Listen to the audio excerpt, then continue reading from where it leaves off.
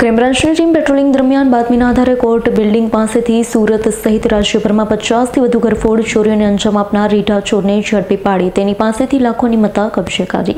સુરતમાં છેલ્લા ઘણા સમયથી ઘરફોડ ચોરીના બનાવમાં વધારો થઈ રહ્યો છે, ત્યારે ઘરફોડ ચોરોને ઝડપી પાડવા સ્થાનિક પોલીસ સાથે ક્રાઇમ બ્રાન્ચની ટીમ પણ મેદાને છે. તો ક્રાઇમ બ્રાન્ચની ટીમે પેટ્રોલિંગ દરમિયાન બાતમીના આધારે સુરત સહિત રાજ્યના અન્ય શહેરોમાં જેમાં રાજકોટ, જૂનાગઢ, ભાવનગર, અમરેલી, ખંભાત, સુરેન્દ્ર અને આણંદ 50થી વધુ ઘરફોડ ચોરીઓને અંજામ આપનાર રીઢા ઘરફોડ ચોર એવા વિજય હિંમત મકવાણાને અઠવા લાયન્સ કોર્ટે બિલ્ડિંગ પાસેથી ઝડપી પાડ્યો છે.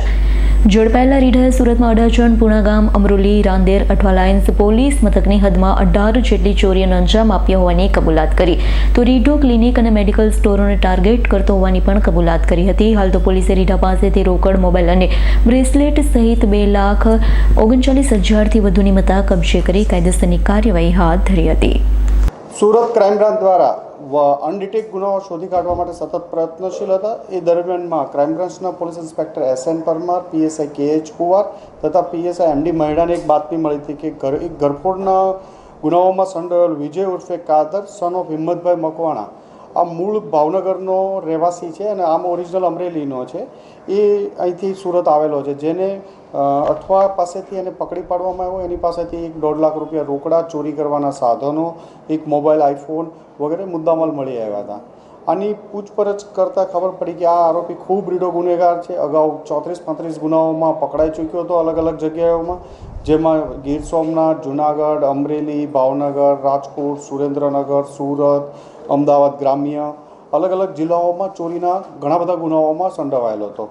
એની પાસેથી જે મુદ્દામાલ મળી આવ્યો એમાંનો એક ફોન તો સુરતમાં 2014માં એક ઘરફોડ દાખલ થયેલી હતી, એ ગુનાનો મુદ્દામાલ એની પાસેથી મળી આવ્યો. અને અત્યારે પૂછપરછ દરમિયાન 18થી વધુ અલગ અલગ જગ્યાઓના એણે ગુના શોધી બતાવેલા છે કે અલગ અલગ 18થી વધુ જગ્યાએ ચોરી કરેલી છે.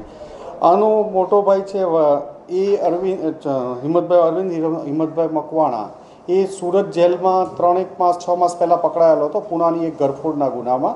એને મળવા માટે જેલમાં આવતો હતો અને એ દરમિયાન એણે અહીંયા સુરતમાં ચાલુ કર્યું હતું ચોરી ઘરફોડ કરવાનું. ટોટલ એની 50થી વધુ ગુનાઓમાં સંડોવાયેલો છે અને એની પૂછપરછ ચાલુ છે.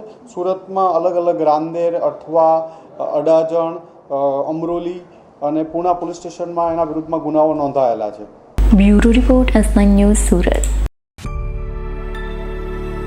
અમારી તમામ માહિતીથી અપડેટ રહેવા માટે જોડાયેલા રહો S9 ન્યૂઝ સાથે.